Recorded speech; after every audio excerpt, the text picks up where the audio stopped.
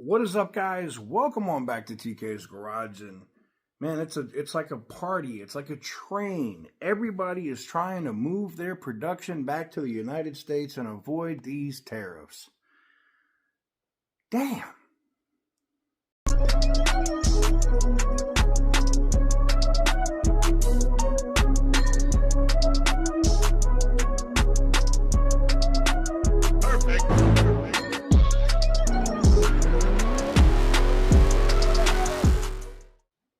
So welcome on back to TK's Garage, guys, and I got some great information that came in today for some discussions that were going on within Stellantis, specifically talking about Jeep products and the Wagoneer S and the Cherokee, and they're currently scheduled to be building these vehicles in Mexico.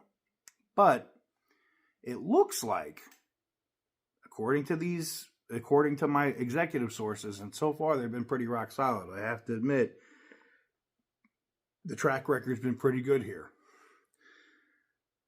They're looking at moving the Jeep Wagoneer S and the Cherokee to Belvidere Assembly. Now, might sound interesting to you because that's where the Cherokee used to be manufactured before they shuttered Belvidere Assembly back in 2023. Well, it looks like they don't want to pay that 25% tariff on the EV and hybrid, the EV of the Wagoneer S and the hybrid Cherokee that is been just announced during LA Auto Week, where they basically showed, I guess, a concept of it.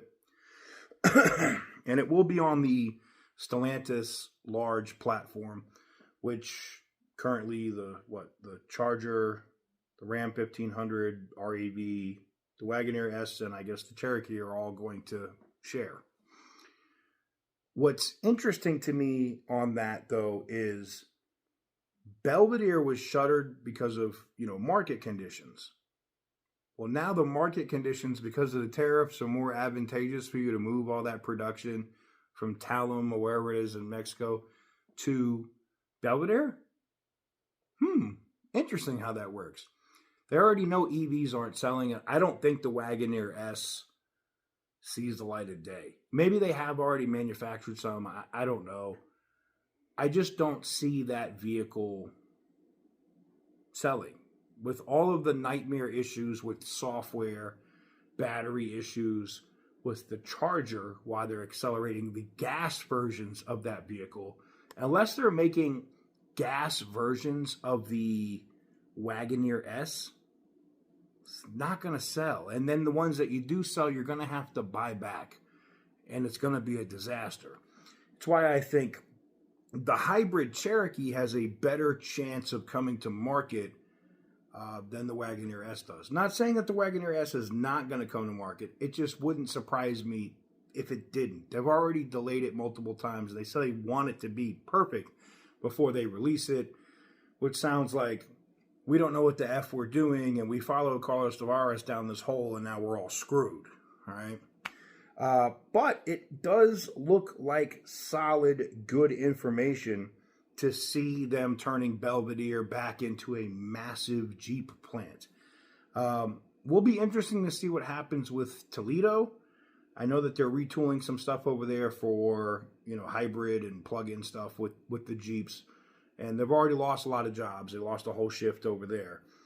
But to see the manufacturing coming back, and a lot of people went to Toledo when Belvidere closed. So it'll be interesting to see if Stellantis does an announcement sometime this week, or maybe even into January, that they would be moving the Wagoneer S and the Cherokee to Belvidere.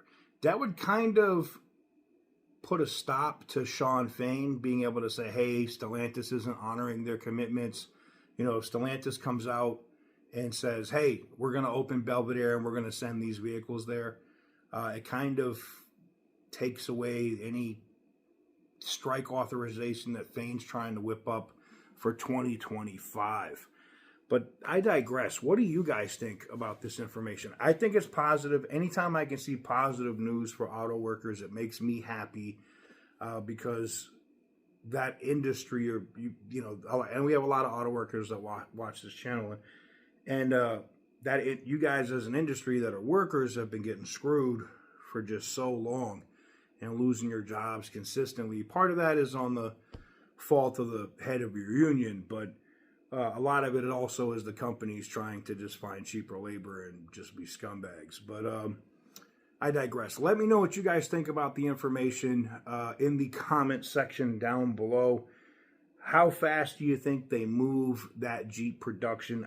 Again, I don't think the Wagoneer SE is the light of day. I'm sorry. I'm just looking at it and seeing the disaster and issues they're having with the Ram REV and the Charger EV Scat Pack and the RT, and even some of my union friends that, you know, my friends that are in the union that specifically work with those cars tell me every day, like, it is a friggin' disaster. And they're not going to sort it out anytime soon. Not with the way that their engineering is going currently. But that's another story. Let me know what you guys think in the comment section down below. Give the video a big thumbs up if you like what I do. Hit the subscribe button if you haven't already. And as always, stay petty, my friends.